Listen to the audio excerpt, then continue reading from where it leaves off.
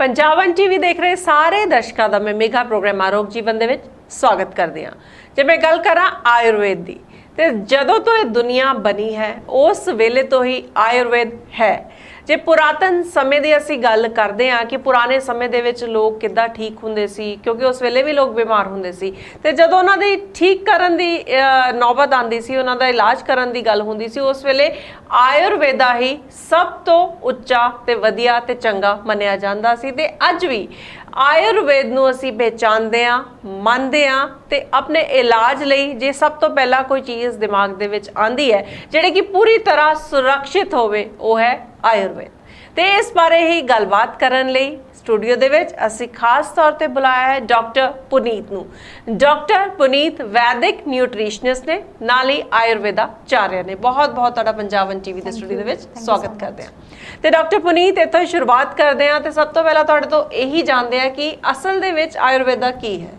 जिदा कि आयुर्वेद दो वर्ड्स का बनया होया, आयु प्लस वेदा। आयु का मतलब है कि लाइफ ते वेदा का मतलब है नॉलेज। आयुर्वेद का मतलब ही है नॉलेज ऑफ लाइफ। नॉलेज एक होलिस्टिक साइंस है जिहड़ी डील करदी है माइंड सोल ते बॉडी नू हेल्दी रखण लई। आयुर्वेद दा बिलीव करदा कि हर एक इंडिविजुअल दे विच 3 तरह दे दोषा पाए जांदे आ, 7 तरह दे धातु पाए जांदे आ ते 3 तरह दे मल पाए जांदे आ। अच्छा। अगर ये बैलेंस फॉर्म च रहूगी तो साडी बॉडी हेल्दी रहूगी। अगर इस किसी विच भी विकार आ जाऊगा तो साडी बॉडी दे विच भी 100 तरह दे विकार, 100 तरह दे डिजीजेस आ जाणगे। ते आयुर्वेद की है तुसी दस्सिया ते प्रिंसिपल्स दी जे गल करिए ते आयुर्वेद दे प्रिंसिपल्स की ने? आयुर्वेद दे प्रिंसिपल्स यही है कि जेड़ा इंसान ते हेल्दी आ ओदी जेड़ी हेल्थ आ उन्हूं मेनटेन करके रखना। अगर किसी दी बॉडी च कोई विकार आ गया, किसी दी बॉडी च कोई डिजीज़ आ गया, ओदी बॉडी च ओ इंबैलेंस नूं दूर करके असीं किद्दां ओदी बॉडी नूं हेल्दी रख सकदे, ये दो ओदे मेन ऑब्जेक्टिव्स आ प्रिंसिपल्स आयुर्वेद दे। प्लस अगर आयुर्वेद जिद्दां मैं पहला भी गल कीती 3 तरह दे दोष आ, अगर तिन्नां दोषां दे विच कोई भी विकार हो जाऊगा, कोई भी दोष एग्रीवेट हो जाऊगा तो बॉडी दे विच डिजीज़ आ जाऊगा। तो सानू 3 तरह के दोषां नूं बैलेंस करके रखना चाहिए।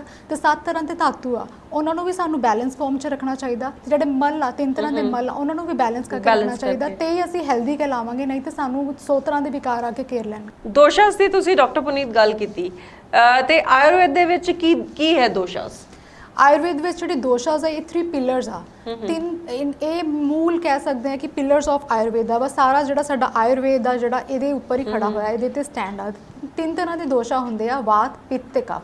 जिहड़ा वात दोषा वा वो बनया हुंदा एयर प्लस ईथर दा। एयर प्लस ईथर 2 पंच महाभूत आ, उन्हां तो ये दोषा बनया होया। जिद्दां कि एयर की क्वालिटी हुंदी है ड्राइनेस, ये दोषा भी अंदर जाके बहुत ज़्यादा जिद्दां स्किन ते ड्राइनेस हुंदी आ जां कि जिहड़ी ब्लॉटिंग इशूज़ हुंदे आ जां गैशियस फॉर्म आ, ये इस दोषा के अंडर आते हैं। जिन्हां दे विच ये दोषा एग्रीवेटेड होंदे उन्हां नूं ब्लॉटिंग इशूज़ जां प्लस फिर कॉन्स्टिपेशन के इशूज़ उन्हां नूं आते हैं। जिहड़ा पित्ता दोषा वा वो पंच महाभूत वाटर प्लस फायर तो बनया होया। और जिद्दां नाम तो ही सुजैसट कर रहा कि पित्ता मतलब फायर, मतलब कि बॉडी दे विच बहुत ज़्यादा हीट हुंदी होनी आ। ते पित्ता दोषा जिन्हां दे विच एग्रीवेटेड हुंदा उन्हां नूं बहुत ज़्यादा एसिडिटी इशूज़ आते हैं, उन्हां नूं बहुत ज़्यादा एलर्जिक इशूज़ आते हैं। जिहड़ा कफा दोषा वा अर्थ प्लस वाटर पंच महाभूत दा बनया होया।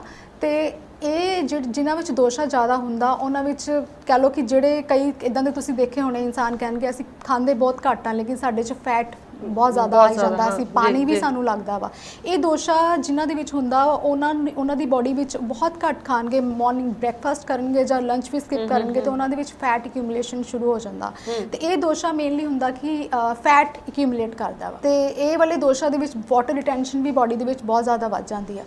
ते अगर असीं इन्हां नूं दोषां नूं बैलेंस रखांगे तो असीं हेल्दी कहलावांगे। अगर साडे इन्हां दी इंबैलेंस होणगे तो साडे बॉडी दे विच 100 तरह के विकार आ जाणगे। जी, मतलब ये दोषां नूं बैलेंस करना बहुत जरूरी है। हाँ, ताही जिहड़ा है असीं अपने आप नूं तंदुरुस्त रख सकते हैं। हाँ ते जिस तरह दोषां दी गल कीती ते जदों तुसीं डिटेल दस रहे सी उस वेले तुसीं मल दी भी गल कीती। हाँ जी। ते ओहदी की डिटेल्स ने? अगर देखो अगर तुहानूं कॉन्स्टिपेशन होगी, राइट, कॉन्स्टिपेशन होगी जां तुहानूं यूरिन तुहाडा इनकंटीन्यूअस अगर तुहानूं यूरिन नहीं आ रहा, ठीक है, अगर तुहाडी बॉडी च स्वेटिंग नहीं हो रही तो ऑब्वियसली तुहाडी बॉडी च टॉक्सिन्स बाहर नहीं निकल रहे। अगर तुहाडी बॉडी च टॉक्सिन्स नहीं निकल रहे, अगर तुहाडी बॉडी च जिद्दां फीसिस बाहर नहीं निकल रहे तो तुहाडी गट क्लीयरेंस नहीं हो रही, ऑब्वियसली तुहाडी बॉडी च इन्ने ज़्यादा टॉक्सिन्स हो जाएंगे, वो 100 तरह के डिजीज़ पैदा करेंगे। सो जिहड़े मल है बॉडी चो टाइमली निकलने बहुत जरूरी है, एक्सक्रीट आउट होने बहुत जरूरी है। अगर ये नहीं होंगे तो तुहाडी बॉडी च 100 तरह के टॉक्सिन्स बनेंगे। ਜੀ। ਤੇ ਇਹ ਗੱਲਾਂ ਦੇਖੋ ਕਿੰਨੀ ਬਰੀਕ ਇਹ ਗੱਲਾਂ ਨੇ, ਜਦੋਂ ਇਹਦੇ ਬਾਰੇ ਸੋਚਦੇ ਆ ਸੁਣਦੇ ਆ ਕਿਸੇ ਐਕਸਪਰਟ ਤੋਂ, ਉਸ ਵੇਲੇ ਹੀ ਪਤਾ ਲੱਗਦਾ ਹੈ ਕਿ ਜਦੋਂ ਇਹ ਗੱਲਾਂ ਛੋਟੀਆਂ-ਛੋਟੀਆਂ ਲੱਗਦੀਆਂ ਸੀਗੀਆਂ ਉਸ ਵੇਲੇ ਕਿੰਨਾ ਸਾਡੇ ਸਰੀਰ ਨੂੰ ਨੁਕਸਾਨ ਇਹ ਪਹੁੰਚਾਉਂਦੀਆਂ ਨੇ। ਤੇ ਜੇ ਹੁਣ ਅੱਗੇ ਚੱਲਦੇ ਆ, ਹੁਣ ਗੱਲ ਇਹ ਕਰਦੇ ਆ ਕਿ ਕੀ ਆਯੁਰਵੇਦ ਹਰ ਉਮਰ ਹਰ ਵਰਗ ਲਈ ਬਣਿਆ ਹੈ? ਜੀ ਬਿਲਕੁਲ, ਹਰ ਵਰਗ ਲਈ ਬਣਿਆ, ਕਿਉਂਕਿ ਜਿੱਦਾਂ ਕਿ ਆਯੁਰਵੇਦ ਦੇ ਅਸੀਂ ਗ੍ਰੰਥ ਫੋਲਦੇ ਹਾਂ, ਕੁਮਾਰ ਨ੍ਰਿਤਿਆ ਜਿਹੜਾ ਕਿ ਬੱਚਿਆਂ ਦੇ ਜਿਹੜੇ ਟ੍ਰੀਟਮੈਂਟ ਨੂੰ ਮਤਲਬ ਡੀਲ ਕਰਦਾ, ਤੇ ਬੱਚਿਆਂ ਦੀ ਵੀ ਟ੍ਰੀਟਮੈਂਟ ਇਹਦੇ ਵਿੱਚ ਪੋਸੀਬਲ ਆ, ਯੰਗਸ ਦੀ ਵੀ ਟ੍ਰੀਟਮੈਂਟ ਪੋਸੀਬਲ ਆ, 올ਡ ਏਜ ਦੀ ਵੀ ਪੋਸੀਬਲ ਆ। ਇਹਦੇ ਵਿੱਚ ਕੋਈ ਏਜ ਬਾਰ ਨਹੀਂ ਹੈਗਾ, ਬਚਪਨ ਤੋਂ ਲੈ ਕੇ 올ਡ ਏਜ ਤੱਕ ਸਾਰੇ ਟ੍ਰੀਟਮੈਂਟ ਕਰਵਾ ਸਕਦੇ ਆ, ਇਸ ਲਈ ਇਹਦੇ 'ਚ ਕੋਈ ਬਾਰ ਨਹੀਂ ਹੈਗੀ ਕਿ ਏਜ ਬਾਰ ਕੋਈ ਨਹੀਂ ਹੈਗੀ। ਜਿਸ ਤਰ੍ਹਾਂ ਕਈ ਲੋਕ ਕਹਿੰਦੇ ਨੇ ਕਿ ਆਯੁਰਵੈਦਿਕ ਜਿਹੜੀ ਦਵਾਈਆਂ ਨੇ ਉਹ ਬੱਚਿਆਂ ਲਈ ਨਹੀਂ ਬਣੀਆਂ, ਕਿਉਂਕਿ ਜਦੋਂ ਆਯੁਰਵੈਦਿਕ ਦਵਾਈਆਂ ਲੈਣੇ ਤੇ ਜਾਂ ਸਾਨੂੰ ਪਾਊਡਰ ਫਾਰਮ ਦੇ ਵਿੱਚ ਬਿਲਕੁਲ ਬਰੀਕ ਮਿਲਦੀ ਹੈ, ਚੂਰਨ ਟਾਈਪ ਮਿਲਦਾ ਹੈ, ਉਹ ਚੂਰਨ ਅਸੀਂ ਖਾਣਾ ਹੁੰਦਾ, ਉਹ ਬੱਚੇ ਨਹੀਂ ਖਾ ਸਕਦੇ।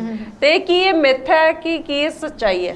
ਨਹੀਂ, ਇਹ ਬਿਲਕੁਲ ਮਿਥ ਆ, ਬਿਲਕੁਲ ਮਿਸਕਨਸੈਪਸ਼ਨ। ਐਕਚੁਅਲੀ ਲੋਕਾਂ ਨੂੰ ਅਵੇਅਰਨੈਸ ਨਹੀਂ ਹੈਗੀ, ਕਿਉਂਕਿ ਆਯੁਰਵੇਦ ਦੇ ਵਿੱਚ ਚੂਰਨ ਵੀ ਹੈਗੇ, ਨੋ ਡਾਊਟ, ਇਹ ਨਹੀਂ ਮੈਂ ਕਹਿੰਦੀ ਕਿ ਚੂਰਨ ਨਹੀਂ ਹੈਗੇ, ਚੂਰਨ ਵੀ ਹੈਗੇ ਆ, ਵਟੀਆਂ ਵੀ ਹੈਗੀਆਂ, ਟੈਬਲੇਟ ਫਾਰਮ 'ਚ ਵੀ ਹੈਗੇ, ਕਨਕੌਕਸ਼ਨਸ ਵੀ ਆਉਂਦੇ ਆ, ਡਿਕੌਕਸ਼ਨਸ ਵੀ ਆਉਂਦੀਆਂ ਵਾ, ਇਹਦੇ ਵਿੱਚ ਸਿਰਪ ਵੀ ਆਉਂਦੇ। ਇਦਾਂ ਨਹੀਂ ਹੈਗਾ ਕਿ ਇਹਦੇ 'ਚ ਸਿਰਫ ਚੂਰਨ ਹੀ ਮਿਲਦੇ ਤੇ ਬੱਚੇ ਨਹੀਂ ਖਾ ਸਕਦੇ, ਇਹਦੇ 'ਚ ਟੈਬਲੇਟ ਫਾਰਮ 'ਚ ਵੀ ਆਉਂਦੀ ਆ।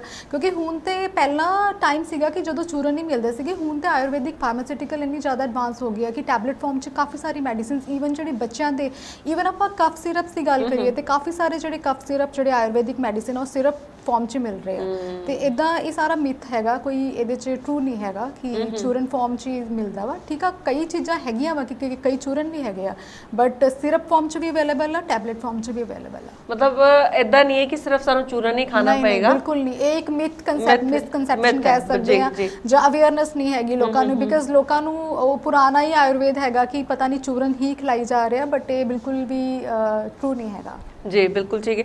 ਤੇ ਜੇ ਕੋਈ ਆਲਰੇਡੀ ਕੋਈ ਐਲੋਪੈਥੀ ਦਵਾਈ ਖਾ ਰਿਹਾ, ਕਿ ਕੋਈ ਪ੍ਰੋਬਲਮ ਹੈ, ਉਹਨੂੰ ਕੋਈ ਬਿਮਾਰੀ ਹੈ ਜਿਹਦੇ ਕਰਕੇ ਉਹਨੂੰ ਐਲੋਪੈਥੀ ਦਵਾਈ ਖਾਣੀ ਪੈ ਰਹੀ ਹੈ, ਕੀ ਉਸ ਦਵਾਈ ਦੇ ਨਾਲ ਆਯੁਰਵੈਦਿਕ ਮੈਡੀਸਿਨਸ ਲਿੱਤੀਆਂ ਜਾ ਸਕਦੀਆਂ ਨੇ ਜਾਂ ਪਹਿਲੇ ਉਹ ਦਵਾਈਆਂ ਬੰਦ ਕੀਤੀਆਂ ਜਾਂਦੀਆਂ ਨੇ? ਨਹੀਂ, ਇਦਾਂ ਨਹੀਂ, ਐਲੋਪੈਥੀ ਦੇ ਨਾਲ ਆਯੁਰਵੈਦਿਕ ਮੈਡੀਸਿਨ ਖਾਧੀ ਜਾ ਸਕਦੀਆਂ। ਮੈਂ ਤੁਹਾਨੂੰ ਐਗਜ਼ਾਮਪਲ ਦਿੰਨੀ ਆ, ਅਗਰ ਕੋਈ ਮਾਈਗ੍ਰੇਨ ਦਾ ਪੇਸ਼ੈਂਟ ਆ ਜਿਹਦੀ ਟ੍ਰੀਟਮੈਂਟ ਚੱਲ ਰਹੀ, ਬਿਕਾਜ਼ ਆਯੁਰਵੇਦ ਬਿਲੀਵ 2-3 ਮੰਥਸ ਤੇ ਉਹਦੀ ਮੈਡੀਸਿਨ ਚੱਲੂਗੀ ਅਗਰ ਆਯੁਰਵੇਦ ਦੇ ਵਿੱਚ, ਕਿਉਂਕਿ ਆਪਾਂ ਸਿੰਪਟੋਮੈਟਿਕ ਟ੍ਰੀਟਮੈਂਟ ਨਹੀਂ ਕਰਦੇ ਹੈਗੇ, ਆਪਾਂ ਕਾਜ਼ ਲੱਭਦੇ ਹਾਂ ਕਿ ਕਾਜ਼ ਕੀ ਆ। ਤਾਂ ਆਬਵੀਅਸਲੀ ਅਗਰ ਕੋਈ ਮਾਈਗ੍ਰੇਨ ਦਾ ਪੇਸ਼ੈਂਟ ਆ 2-3 ਮੰਥ ਸਾਡੇ ਕੋਲ ਮੈਡੀਸਿਨ ਲੈ ਰਿਹਾ, ਬਟ ਅਗਰ ਕਿਸੇ ਦਿਨ ਉਹਦੀ ਹੈਡੇਕ ਬਹੁਤ ਜ਼ਿਆਦਾ ਮਤਲਬ ਇੰਨੀ ਜ਼ਿਆਦਾ ਹੋ ਰਹੀ ਹੋਵੇ ਕਿ ਉਹਦੇ ਕੋਲ ਟੋਲਰੇਟ ਨਾ ਹੋਵੇ, ਤਾਂ ਫਿਰ ਡੈਫੀਨਿਟਲੀ ਉਹਨੂੰ ਪੈਰਾਸੀਟਾਮੋਲ ਤੇ ਜਾਣਾ ਹੀ ਪਊਗਾ ਨਾ। ਤੇ ਇਦਾਂ ਨਹੀਂ ਹੈਗਾ ਕਿ ਦੋਨੇ ਇਕੱਠੀਆਂ ਨਹੀਂ ਲਈਆਂ ਜਾ ਸਕਦੀਆਂ, ਕਿਉਂਕਿ ਆਯੁਰਵੇਦ ਦਾ ਕੋਈ ਸਾਈਡ ਇਫੈਕਟ ਨਹੀਂ ਆ, ਇਸ ਕਰਕੇ ਦੋਨੇ ਤੁਸੀਂ ਇਕੱਠੀਆਂ ਲੈ ਸਕਦੇ ਹੋ, ਕੋਈ ਨੁਕਸਾਨ ਨਹੀਂ ਹੈ। ਯਾਨੀ ਕਿ ਅਸੀਂ ਜੇ ਸਾਨੂੰ ਲੋੜ ਹੋਏ, ਕੋਈ ਐਲੋਪੈਥੀ ਮੈਡੀਸਿਨ ਸਾਡੀ ਚੱਲ ਰਹੀ ਹੈ ਜਾਂ ਅਸੀਂ ਹੋਮਿਓਪੈਥੀ ਮੈਡੀਸਿਨ ਲੈ ਰਹੇ ਹਾਂ, ਤੇ ਹੋਮਿਓਪੈਥੀ ਤੇ ਐਲੋਪੈਥੀ ਦੋਨਾਂ ਨਾਲ ਅਸੀਂ ਆਯੁਰਵੈਦਿਕ ਮੈਡੀਸਿਨ ਜਿਹੜੀ ਉਹ ਲੈ ਸਕਦੇ ਹਾਂ। ਅੱਛਾ, ਇੱਕ ਹੋਰ ਮਿਥ ਹੈ ਨਾ, ਕਈ ਲੋਕ ਕਹਿੰਦੇ ਨੇ ਕਿ ਜੇ ਅਸੀਂ ਆਯੁਰਵੈਦਿਕ ਦਵਾਈਆਂ ਖਾਣੀਆਂ ਸ਼ੁਰੂ ਕਰ ਦਈਏ ਤੇ ਇਹਦਾ ਜੇ ਅਸੀਂ ਅੱਜ ਖਾਂਦੇ ਆ ਤੇ ਸਾਨੂੰ ਬਹੁਤ ਦੇਰ ਬਾਅਦ ਅਸਰ ਹੁੰਦਾ ਹੈ। ਤੇ ਇਹਦੇ ਚ 50% ਮੈਂ ਕਹਿ ਸਕਦੀ ਮਿੱਥ ਆ, ਲੇਕਿਨ ਥੋੜੀ ਬਹੁਤੀ ਇਹ 'ਚ ਸੱਚਾਈ ਵੀ ਹੈਗੀ ਹੈ, ਬਿਕਾਜ਼ ਆਯੁਰਵੇਦ ਦਾ ਥੋੜਾ ਜਿਹਾ ਟਾਈਮ ਲੈਂਦਾ ਵਾ, ਆਯੁਰਵੇਦ ਦਾ ਹੋਮਿਓਪੈਥੀ ਨੈਚੁਰੋਪੈਥੀ ਥੋੜਾ ਜਿਹਾ ਟਾਈਮ ਲੈਂਦੀਆਂ। ਇਹ ਨਹੀਂ ਹੈਗਾ ਕਿ ਬਿਕਾਜ਼ ਆਪਾਂ ਇਦਾਂ ਨਾ ਸਿੰਪਟੋਮੈਟਿਕ ਟ੍ਰੀਟਮੈਂਟ ਨਹੀਂ ਕਰਦੇ ਹੈਗੇ ਕਿ ਠੀਕ ਆ, ਅਗਰ ਤੁਹਾਨੂੰ ਹੈਡੇਕ ਹੋ ਰਹੀ ਹੈ ਆਪਾਂ ਤਾਂ ਕਾਜ਼ ਲੱਭਾਂਗੇ ਕਿ ਤੁਹਾਡੀ ਹੈਡੇਕ ਕਫਾ ਦੋਸ਼ਾ ਕਰਕੇ ਹੋ ਰਹੀ ਆ, ਤੁਹਾਡੀ ਹੈਡੇਕ ਵਾਤ ਕਰਕੇ ਹੋ ਰਹੀ ਹੈ, ਕਿ ਤੁਹਾਡੀ ਹੈਡੇਕ ਪਿੱਤਾ ਕਰਕੇ ਹੋ ਰਹੀ ਹੈ, ਕਿਉਂਕਿ ਆਪਾਂ ਇਦਾਂ ਨਹੀਂ ਕਰਦੇ ਕਿ ਹਾਂ ਜੀ ਹੈਡੇਕ ਹੋ ਰਹੀ ਹੈ ਤੁਸੀਂ ਮੈਡੀਸਿਨ ਖਾ ਲਓ ਤੁਹਾਡੀ ਹੈਡੇਕ ਸਬਸਾਈਡ ਹੋਗੀ। ਅਗਰ ਹੈਡੇਕ ਆ ਤਾਂ ਕਾਜ਼ ਕੀ ਆ, ਮੇਬੀ ਕਨਸਟੀਪੇਸ਼ਨ ਕਰਕੇ ਹੈਡੇਕ ਹੋ ਰਹੀ ਆ, ਮੇਬੀ ਤੁਹਾਡੇ ਕਫ ਦੋਸ਼ ਵੱਧ ਗਿਆ, ਉਹਦੇ ਕਰਕੇ ਤੁਹਾਨੂੰ ਸਾਈਨੋਸਾਈਟਿਸ ਦੀ ਪ੍ਰੋਬਲਮ ਹੋ ਰਹੀ ਆ, ਇਸ ਕਰਕੇ ਥੋੜਾ ਤੇ ਪ੍ਰੋਲੋਂਗ ਚੱਲਦਾ ਵਾ, ਬਟ ਇਹਦਾ ਇਲਾਜ ਪੱਕਾ ਹੋ ਜਾਂਦਾ। ਅੱਛਾ, ਇਦਾਂ ਨਹੀਂ ਹੈ ਕਿ ਜੇ ਅਸੀਂ 3 ਜਾਂ 4 ਜਣੇ ਆ, ਸਾਨੂੰ ਸੇਮ ਪ੍ਰੋਬਲਮ ਹੈ ਤੇ ਇੱਕੋ ਹੀ ਮੈਡੀਸਿਨ ਸਾਨੂੰ 3-4 ਨੂੰ ਚੱਲੇਗੀ ਕਿ ਉਹਦੇ ਪ੍ਰੋਬਲਮ ਦੇਖ ਕੇ, ਉਹਦਾ ਸਰੀਰ ਦੇਖ ਕੇ? ਜੀ ਬਿਲਕੁਲ, ਆਯੁਰਵੇਦਾ ਦੇ ਵਿੱਚ ਨਾ ਦੋਸ਼ ਤੁਹਾਨੂੰ ਮੈਂ ਜਿੱਦਾਂ ਪਹਿਲਾਂ ਵੀ ਦੱਸਿਆ ਕਿ ਪਿਲਰਸ ਹੈਗੇ ਆ ਸਾਡੇ ਆਯੁਰਵੇਦਾ ਦੇ। ਅਗਰ ਕਿਸੇ ਦੀ ਪ੍ਰਕਿਰਤੀ ਵਾਤਾ ਵਾ ਤੇ ਆਬਵੀਅਸਲੀ ਉਹ ਡਿਜ਼ੀਜ਼ ਜਿਹੜਾ ਵਾ ਉਹ ਪਿੱਤਾ ਦੇ ਨਾਲੋਂ ਡਿਫਰੈਂਟ ਹੋਗਾ, ਤੇ ਉਹਦੀ ਜਿਹੜੀ ਮੈਡੀਸਿਨ ਆ ਉਹ ਵੀ ਡਿਫਰੈਂਟ ਹੋਏਗੀ, ਕਿਉਂਕਿ ਮਤਲਬ ਜਿਹੜੀ ਵੀ ਚੀਜ਼ ਆਪਾਂ ਅਗਰ ਸਪੋਜ਼ਿੰਗਲੀ ਕਿਸੇ ਨੂੰ ਹੈਡੇਕ ਹੋ ਰਹੀ ਆ ਤੇ ਵਾਤਾ ਕਰਕੇ ਹੈਡੇਕ ਆ, ਮੇਬੀ ਉਹਨੂੰ ਗੈਸ਼ੀਅਸ ਫਾਰਮ ਉਹਦੇ ਅੰਦਰ ਗੈਸ ਜ਼ਿਆਦਾ ਬਣ ਰਹੀ ਉਹਨੂੰ, ਉਹਦੇ ਕਰਕੇ ਹੈਡੇਕ ਆ, ਤਾਂ ਆਬਵੀਅਸਲੀ ਉਹਦੀ ਮੈਡੀਸਿਨ ਡਿਫਰੈਂਟ ਹੋਏਗੀ। ਅਗਰ ਕਿਸੇ ਦੀ ਮੈਡੀਸਿਨ ਹੈਡੇਕ ਕਫਾ ਕਰਕੇ ਆ, ਆਬਵੀਅਸਲੀ ਉਹਦੀ ਬਾਡੀ 'ਚ ਕਫਾ ਜ਼ਿਆਦਾ ਬਣਿਆ ਹੋਇਆ, ਤੇ ਅਸੀਂ ਉਹਦੀ ਕਫਾ ਨੂੰ ਪੈਸੀਫਾਈ ਕਰਾਂਗੇ ਤੇ ਉਹ ਮੈਡੀਸਿਨ ਦੇਵਾਂਗੇ। ਇਸ ਕਰਕੇ ਸਭ ਦੀ ਮੈਡੀਸਿਨ ਡਿਫਰੈਂਟ ਹੁੰਦੀ ਹੈ, ਉਹਨਾਂ ਦੀ ਬਾਡੀ ਟਾਈਪ ਦੇਖ ਕੇ, ਉਹਨਾਂ ਦੀ ਪ੍ਰਕਿਰਤੀ ਦੇਖ ਕੇ। ਜੀ, ਪ੍ਰਕਿਰਤੀ ਦੇਖ ਕੇ ਜਿਹੜੀ ਮੈਡੀਸਿਨ ਦਿੱਤੀ ਜਾਂਦੀ ਹੈ, ਕਿਉਂਕਿ ਜ਼ਾਹਿਰ ਜੀ ਗੱਲ ਹੈ ਜਿਸ ਤਰ੍ਹਾਂ ਤੁਸੀਂ ਦੱਸਿਆ ਕਿ ਜੇ ਅਸੀਂ ਇਹ ਦੋਸ਼ ਦੇਖੀਏ ਵਾਤ ਪਿੱਤ ਤੇ ਕਫ ਤੇ ਸਭ ਦੇ ਅਲੱਗ-ਅਲੱਗ ਹੁੰਦੇ, ਕਿਸੇ ਦੇ ਵੀ ਮੈਚ ਨਹੀਂ ਕਰਦੇ, ਇਵਨ ਫੈਮਿਲੀ ਮੈਂਬਰਸ ਦੇ ਨਹੀਂ ਮੈਚ ਕਰਦੇ। ਕਿ ਜਿੱਦਾਂ ਅਸੀਂ ਕਹਿ ਦਿੰਦੇ ਨਾ ਕਿ ਜੀਨਸ ਮੈਚ ਕਰਦੇ ਆ, ਬਟ ਇਹ ਦੋਸ਼ਾਸ ਨਹੀਂ ਮੈਚ ਕਰਦੇ। ਦੋਸ਼ਾਸ ਫੈਮਿਲੀ 'ਚ ਕੋਈ ਵਾਤ ਆ, ਕੋਈ ਪਿੱਤ ਆ, ਕੋਈ ਕਫ ਆ, ਕੋਈ ਵਾਤ ਪਿੱਤ ਆ, ਕੋਈ ਵਾਤ ਕਫ ਆ, ਮਤਲਬ ਇਦਾਂ ਸਭ ਦੇ ਦੋਸ਼ਾਸ ਡਿਫਰੈਂਟ ਨੇ ਤੇ ਕਿੱਦਾਂ ਪਹਿਚਾਨਣਾ ਹੈ ਕਿ ਸਾਨੂੰ ਕਿਹੜਾ ਦੋਸ਼ ਹੈ, ਵਾਤ ਪਿੱਤ ਕਫ, ਇਹਦੀ ਪਹਿਚਾਨ ਅਸੀਂ ਕਿੱਦਾਂ ਕਰ ਸਕਦੇ ਹਾਂ? ਇਹ ਪ੍ਰਕਿਰਤੀ ਐਨਾਲਿਸਿਸ ਹੁੰਦੀ ਆ। ਇਹ ਕਾਫੀ ਸਾਰੇ ਟ੍ਰੇਟਸ ਹੁੰਦੇ ਆ, 36 ਤੋਂ 37 ਟ੍ਰੇਟਸ ਹੁੰਦੇ ਆ। ਉਹਨਾਂ ਨੂੰ ਆਪਾਂ ਡਾਇਗਨੋਸ ਕਰਾਉਂਦੇ ਆ ਕਿ ਪੇਸ਼ੈਂਟ ਨੂੰ ਕੁਐਸਚਨਿੰਗ ਕਰਦੇ ਆ ਪਹਿਲਾਂ। ਜਿੱਦਾਂ ਸਪੋਜ਼ਿੰਗਲੀ ਅਗਰ ਕਿਸੇ ਦੀ ਸਕਿਨ ਡਰਾਈ ਆ ਤੇ ਅਸੀਂ ਉਹਨੂੰ ਵਾਤ ਵਿੱਚ ਕੰਸੀਡਰ ਕਰਦੇ ਆ, ਠੀਕ ਆ। ਅਗਰ ਕਿਸੇ ਦੀ ਬਾਡੀ ਦੇ ਵਿੱਚ ਹੀਟ ਬਹੁਤ ਜ਼ਿਆਦਾ ਵਾ, ਅਸੀਂ ਉਹਨੂੰ ਪਿੱਤ ਦੇ ਵਿੱਚ ਕੰਸੀਡਰ ਕਰਦੇ ਆ, ਠੀਕ ਆ। ਅਗਰ ਕਿਸੇ ਦਾ ਜਿੱਦਾਂ ਜਿਹੜੀ ਸਕਿਨ ਦੇ ਵਿੱਚ ਬਹੁਤ ਆਇਲੀ ਆ, ਅਸੀਂ ਉਹਨੂੰ ਕਫ ਦੇ ਵਿੱਚ ਕੰਸੀਡਰ ਕਰਦੇ ਹਾਂ। ਸੋ ਇਦਾਂ ਕਾਫੀ ਸਾਰੇ 36 ਤੋਂ 37 ਕੁਐਸਚਨਿੰਗ ਹੁੰਦੀ ਆ। ਉਹਨੂੰ ਦੇਖ ਕੇ ਅਗਰ ਕਿਸੇ ਨੂੰ ਬਹੁਤ ਜ਼ਿਆਦਾ ਗੁੱਸਾ ਆਉਂਦਾ, ਉਹਨੂੰ ਵੀ ਅਸੀਂ ਪਿੱਤ ਵਿੱਚ ਕੰਸੀਡਰ ਕਰਦੇ ਹਾਂ। ਅਗਰ ਕਿਸੇ ਨੂੰ ਬਹੁਤ ਜ਼ਿਆਦਾ ਇਰੀਟੇਬਿਲਿਟੀ ਹੁੰਦੀ ਹੈ, ਜਾਂ ਕਈ ਹੁੰਦੇ ਨਾ ਜਿਹੜੇ ਕਿ ਬਹੁਤ ਐਂਗਸ਼ੀਅਸ ਹੁੰਦੇ ਆ, ਅਸੀਂ ਉਹਨਾਂ ਨੂੰ ਵਾਤ ਵਿੱਚ ਕੰਸੀਡਰ ਕਰਦੇ ਆ। ਕਈ ਲੋਕੀ ਹੁੰਦੇ ਆ ਜਿਹੜੇ ਬਿਲਕੁਲ ਕੂਲ ਐਂਡ ਕਾਮ ਹੁੰਦੇ ਆ, ਅਸੀਂ ਉਹਨਾਂ ਨੂੰ ਕਫ ਦੇ ਵਿੱਚ ਕੰਸੀਡਰ ਕਰਦੇ ਆ। ਸੋ ਉਹ ਟ੍ਰੇਟਸ ਨੂੰ ਬਾਅਦ ਚੋਂ ਅਸੀਂ ਸਾਰਾ ਬੈਲੈਂਸ ਕਰਕੇ ਉਹਨਾਂ ਨੂੰ ਐਡ ਔਨ ਕਰਕੇ ਤੇ ਆਪਾਂ ਦੇਖਦੇ ਆ ਕਿ ਇਹ ਬੰਦਾ ਵਾਤਾ ਵਾ, ਪਿੱਤਾ ਵਾ ਕਿ ਕਫਾ ਵਾ। ਉਸ ਹਿਸਾਬ ਨਾਲ ਫਿਰ ਅੱਗੇ ਇਲਾਜ ਜਿਹੜਾ ਹਾਂਜੀ ਉਸ ਹਿਸਾਬ ਨਾਲ ਅੱਗੇ ਉਹਨਾਂ ਦੀ ਟ੍ਰੀਟਮੈਂਟ ਚੱਲਦੀ ਹੈ ਜੀ। ਤੇ ਕੋਈ ਟ੍ਰੀਟਮੈਂਟ ਜਦੋਂ ਸ਼ੁਰੂ ਹੁੰਦਾ ਹੈ ਤੇ ਕੀ ਇਹ ਜ਼ਰੂਰੀ ਹੈ ਕਿ ਉਹ 2 ਜਾਂ 3 ਮਹੀਨੇ ਦਵਾਈ ਖਾਣੀ ਪਏਗੀ? ਡਿਪੈਂਡ ਕਰਦਾ। ਅਗਰ ਤੇ ਟ੍ਰੀਟਮੈਂਟ ਇਦਾਂ ਵਾ ਕਿ ਸਪੋਜ਼ਿੰਗਲੀ ਕਿਸੇ ਨੂੰ ਕਨਸਟੀਪੇਸ਼ਨ ਆ, ਕਨਸਟੀਪੇਸ਼ਨ ਕਈਆਂ ਦੀ 1 ਵੀਕ 'ਚ ਵੀ ਕਿਉਰ ਹੋ ਜਾਂਦੀ ਹੈ, ਠੀਕ ਹੈ ਨਾ। ਕਈਆਂ ਦੀ ਕਨਸਟੀਪੇਸ਼ਨ ਕ੍ਰੋਨਿਕ ਹੁੰਦੀ ਆ, ਉਹਨਾਂ ਨੂੰ 2 ਮੰਥਸ ਦੀ ਮੈਡੀਸਿਨ ਖਾਣੀ ਪੈਂਦੀ ਹੈ। ਇਹ ਡਿਪੈਂਡਸ ਕਰਦਾ ਕਿ ਤੁਹਾਡੀ ਬਿਮਾਰੀ ਕਿੱਦਾਂ ਦੀ ਹੈਗੀ ਆ। ਜੇ ਅਸੀਂ ਇਮਿਊਨਿਟੀ ਨੂੰ ਸਟਰੋਂਗ ਕਰਨਾ ਹੈ ਤੇ ਡਾਈਟ ਦਾ ਬਹੁਤ ਅਹਿਮ ਰੋਲ ਹੈ। ਆਯੁਰਵੇਦਾ ਮੰਨਦਾ ਕਿ ਜਿਹੜਾ ਡਾਈਟ ਹੈ ਨਾ, ਡਾਈਟ ਹੈ ਉਹ ਤੁਹਾਡਾ ਫੂਡ ਆ। ਆਯੁਰਵੇਦਾ ਮੰਨਦਾ ਕਿ ਪਹਿਲਾਂ ਤੁਸੀਂ ਡਾਈਟ ਹੀ ਆਪਣੀ ਸਹੀ ਕਰੋ, ਲਾਈਫ ਸਟਾਈਲ ਸਹੀ ਕਰੋ, ਆਪਣੀ ਡਾਈਟ ਸਹੀ ਕਰੋ ਤੇ ਤੁਹਾਡੀ ਬਾਡੀ ਦੇ ਜੋ ਵੀ ਵਿਕਾਰ ਆ, ਤੁਹਾਡੀ ਬਾਡੀ ਦੇ ਜੋ ਵੀ ਡਿਜ਼ੀਜ਼ਸ ਆ ਸਹੀ ਹੋ ਜਾਣਗੇ। ਅਗਰ ਤੁਸੀਂ ਆਪਣੀ ਡਾਈਟ ਸਹੀ ਨਹੀਂ ਹੈ, ਤੁਹਾਡਾ ਲਾਈਫ ਸਟਾਈਲ ਸਿਡੈਂਟਰੀ ਆ, ਤੁਹਾਡੀ ਡਾਈਟ ਸਹੀ ਨਹੀਂ ਹੈ, ਤੁਸੀਂ ਪ੍ਰਕਿਰਤੀ ਦੇ ਅਗੇਂਸਟ ਖਾ ਰਹੇ ਹੋ ਤੇ ਤੁਸੀਂ ਚਾਹੇ 100 ਵਾਰੀ ਮੈਡੀਸਿਨਸ ਲੈ ਲਓ, 100 ਕੁਛ ਚੀਜ਼ਾਂ ਲੈ ਲਓ, ਤੁਹਾਡੀ ਬਾਡੀ 'ਚ ਵਿਕਾਰ ਸਹੀ ਨਹੀਂ ਹੋਊਗਾ। ਵਿਕਾਰ ਜਿਹੜਾ ਹੈ ਉਹ ਸਹੀ ਨਹੀਂ ਹੋ ਜਾਏਗਾ। ਤੇ ਰਸਾਇਣਾਂ ਦੀ ਜੇ ਗੱਲ ਕਰੀਏ, ਰਸਾਇਣਾਂ ਤੇ ਆਯੁਰਵੇਦਾ ਇਹ ਕੀ ਹੈ? ਰਸਾਇਣ ਆਯੁਰਵੇਦ ਦੇ ਵਿੱਚ 8 ਬ੍ਰਾਂਚਿਸ ਨੇ ਜਿਨ੍ਹਾਂ ਨੂੰ ਅਸੀਂ ਅਸ਼ਟਾਂਗ ਕਹਿੰਦੇ ਆ। ਤੇ ਜਿਹੜਾ ਰਸਾਇਣ ਆ ਇੱਕ ਬ੍ਰਾਂਚ ਆਯੁਰਵੇਦ ਦੀ। ਅੱਛਾ। ਰਸਾਇਣ ਦੇ ਨਾਲ ਅਸੀਂ ਲੌਂਗੇਵਿਟੀ ਪਾਉਂਦੇ ਆ, 올ਡ ਏਜ ਜਿਹੜੀ ਆ ਬਹੁਤ ਜਲਦੀ ਨਹੀਂ ਆਉਂਦੀ ਹੈਗੀ, ਪਲੱਸ ਸਾਡੀ ਜਿਹੜੀ ਇਮਿਊਨਿਟੀ ਆ ਉਹ ਬੂਸਟ ਅਪ ਹੁੰਦੀ ਆ, ਤੇ ਪਲੱਸ ਸਾਡੀ ਸਕਿਨ ਦੀ ਰੈਜੂਨੇਸ਼ਨ ਹੁੰਦੀ, ਸਾਡੀ ਬਾਡੀ ਮਾਈਂਡ ਸੋਲ ਦੀ ਰੈਜੂਨੇਸ਼ਨ ਹੁੰਦੀ ਹੈ। ਰਸਾਇਣ ਵੀ ਆਯੁਰਵੇਦ 'ਚ 3 ਤਰ੍ਹਾਂ ਦੇ ਹੁੰਦੇ ਆ ਕਿ ਡਾਈਟ ਬੇਸਡ ਰਸਾਇਣ, ਡਰਗ ਬੇਸਡ ਰਸਾਇਣ ਤੇ ਲਾਈਫ ਸਟਾਈਲ ਬੇਸਡ ਰਸਾਇਣ। ਜਿਹੜੇ ਡਰਗ ਬੇਸਡ ਰਸਾਇਣ ਹੁੰਦੇ ਆ ਉਹਦੇ ਵਿੱਚ ਜਿੱਦਾਂ ਕਿ ਚਵਨਪ੍ਰਾਸ਼ ਹੋ ਗਿਆ, ਜਿੱਦਾਂ ਕਿ ਅਸ਼ਵਗੰਧਾ ਹੋ ਗਿਆ, ਜਿੱਦਾਂ ਆਪਣਾ ਬਲਾਤਕ ਰਸਾਇਣ ਹੋ ਗਿਆ, ਹਰਿਤਕੀ ਹੋ ਗਿਆ, ਪਿਪਲੀ ਹੋ ਗਿਆ, ਜਿਹੜੇ ਕਿ ਤੁਹਾਨੂੰ ਤੁਸੀਂ ਖਾ ਕੇ ਤੁਹਾਡੀ ਲਾਈਫ 'ਚ ਲੌਂਗੇਵਿਟੀ ਜਿਹੜੀ ਕਿ ਸਾਡੇ ਰਿਸ਼ੀ ਮੁਨੀ ਖਾਂਦੇ ਸੀਗੇ, ਜੇ ਬਹੁਤ 100 ਇਅਰਸ ਜਾਂ 120 ਇਅਰਸ ਉਹਨਾਂ ਦੀ ਲਾਈਫ ਹੁੰਦੀ ਸੀਗੀ। ਤੇ ਜਿਹੜਾ ਡਾਈਟ ਬੇਸਡ ਰਸਾਇਣ ਹੈਗਾ ਕਿ ਅਗਰ ਤੁਸੀਂ ਆਪਣੀ ਡਾਈਟ ਨੂੰ ਸਹੀ ਰੱਖੋਗੇ, ਡਾਈਟ ਨੂੰ ਹੈਲਦੀ ਸਾਤਵਿਕ ਫੂਡ ਖਾਓਗੇ ਤਾਂ ਓਬਵੀਅਸਲੀ ਤੁਹਾਡੀ ਜਿਹੜੀ ਇਮਿਊਨਿਟੀ ਵੀ ਬੂਸਟ ਅਪ ਹੋਊਗੀ, ਪਲੱਸ ਤੁਹਾਡੀ ਲਾਈਫ ਜਿਹੜੀ ਲੌਂਗੇਵਿਟੀ ਤੁਹਾਨੂੰ ਮਿਲੂਗੀ, ਤੁਹਾਨੂੰ ਕੋਈ ਡਿਜ਼ੀਜ਼ ਨਹੀਂ ਹੋਊ। ਆਬਵੀਅਸਲੀ ਕੋਈ ਡਿਜ਼ੀਜ਼ ਨਹੀਂ ਹੋਊਗਾ ਤਾਂ ਤੁਹਾਡੀ ਲਾਈਫ 'ਚ ਲੌਂਗੇਵਿਟੀ ਹੋਊਗੀ। ਬਿਲਕੁਲ। ਤੇ ਥਰਡ ਹੈਗਾ ਲਾਈਫ ਸਟਾਈਲ ਬੇਸਡ ਜਿਹੜਾ ਹੁੰਦਾ ਰਸਾਇਣ, ਉਹ ਹੈਗਾ ਕਿ ਤੁਹਾਡੀ ਲਾਈਫ ਸਟਾਈਲ ਦੇ ਵਿੱਚ ਤੁਸੀਂ ਕੀ ਕਰ ਰਹੇ ਹੋ। ਐਕਸਰਸਾਈਜ਼ ਵੀ ਤੁਹਾਨੂੰ ਬਹੁਤ ਜ਼ਰੂਰੀ ਹੈ, ਕੋਈ ਯੋਗਾ ਪ੍ਰੈਕਟਿਸ ਜਾਂ ਕੋਈ ਮੈਡੀਟੇਸ਼ਨ ਤੁਸੀਂ ਕਰ ਰਹੇ ਹੋ। ਬਿਕਾਜ਼ ਅਗਰ ਆਪਾਂ ਸਿਰਫ ਉੱਪਰ ਡਰੱਗਸ ਲੈ ਲਈਏ ਜਾਂ ਫਿਰ ਡਾਈਟ ਬੇਸਡ ਰਸਾਇਣ ਲੈ ਲਈਏ, ਪਰ ਅਗਰ ਸਾਡੀ ਲਾਈਫ ਸਟਾਈਲ ਡਿਸਡੈਂਟਰੀ ਆ, ਫਿਰ ਵੀ ਸਾਡੀ ਜਿਹੜੀ ਹੈਗੀ ਨਾ ਲੌਂਗੇਵਿਟੀ ਸਾਨੂੰ ਨਹੀਂ ਆਏਗੀ। ਪ੍ਰੋਗਰਾਮ ਚੱਲ ਰਿਹਾ ਹੈ ਆਰੋਗ ਜੀਵਨ ਤੇ ਅਸੀਂ ਡਾਕਟਰ ਪੁਨੀਤ ਨਾਲ ਗੱਲਬਾਤ ਕਰ ਰਹੇ ਹਾਂ ਆਯੁਰਵੇਦਾ ਦੇ। ਮਿਲਦੇ ਇੱਕ ਛੋਟੇ ਜਿਹੇ ਬ੍ਰੇਕ ਤੋਂ ਬਾਅਦ। Condola Travels. Book your flight tickets online.